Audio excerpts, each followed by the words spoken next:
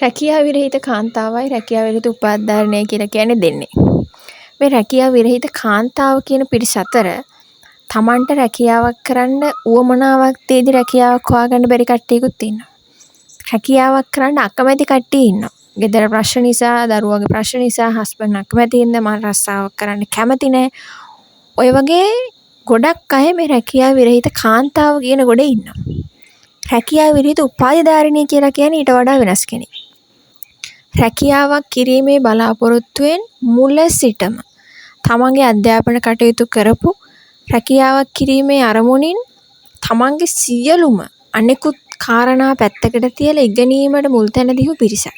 ඒතර මේගොල්ලෝ ශිෂ්‍යත්ව විභාග ලිව්වට පස්සේ එතනින් පස්සේ තියෙන හැම විභාගයක්ම ලියාගෙන ආවිලා ඕ ලෙවල් විභාග එකපාරක් ඊළඟ ෆේල් වෙලා ආයෙ ලියලා සමහරක් විට උතර උසස් පෙළ ලියලා එකපාරින් පාස් වෙලා නැත්නම් ආයෙ උසස් පෙළ ලියලා කැම්පස් එකට තේරෙන්න අසීමිත උත්සාහයක් අරගෙන ඊට පස්සේ කැම්පස් එකට සිලෙක්ට් වුණාට පස්සේ කැම්පස් එකේ තියෙන විභාග අතාරින්න නැතුව රිපීට් වුණත් ඒවා ආයෙ ලියලිය පාස් වෙන කට්ටිය එකපාරෙන්ම ඉස්සරහට යද්දි අතාරින්න නැතුව මම උපාධිධාරිණියක් රස්සාවක් ගන්නවා කියන ස්ථිර අදිටනේ මේ උපාධියට වටිනාකමක් එකතු කරන්න අසීමිතව වෙහෙස මහන්සි වෙච්ච පිරිසක්.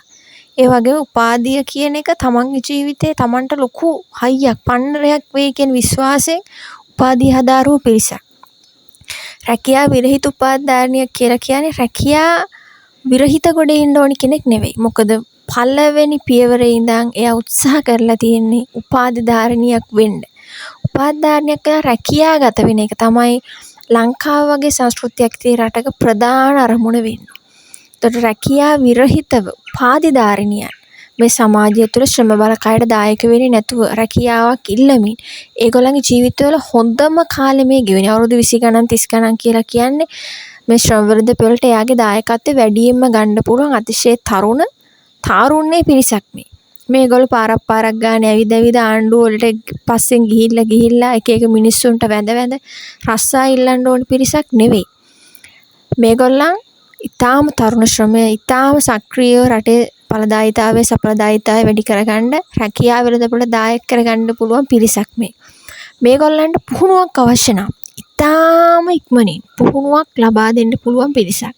මොකද මේගොල්ලන්ට දෙයක් තේරුම් ගන්න අමාරු මෝඩ පිරිසක් නෙවෙයි මේ ඉන්නේ. ඊටාම මාස 6ක් මාස 8ක් වගේ කාලයක් තුළ අවශ්‍ය ඕනම ශ්‍රේෂ්ඨයක් තුළ පුහුණුවක් ලබා දෙන්න පුළුවන් පිරිසක්. ඒ වගේම ලබා දෙන පුහුණුව ග්‍රහණය කරගෙන අවබෝධ කරගන්න පුළුවන් ශක්තියක් තියෙන පිරිසක්.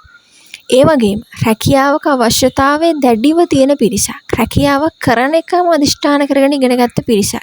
ඒකින්ද මේගොල්ලන්ට දෙයක් උගන්වන එක අමාරුත් නැහැ. උගන්වද්දී ඒගොල්ලන්ගේ උප්පරිම දායකත්වයක් මේක ඉගෙන ගන්න ඕනේ කියන තැන තියෙන පිරිසක්.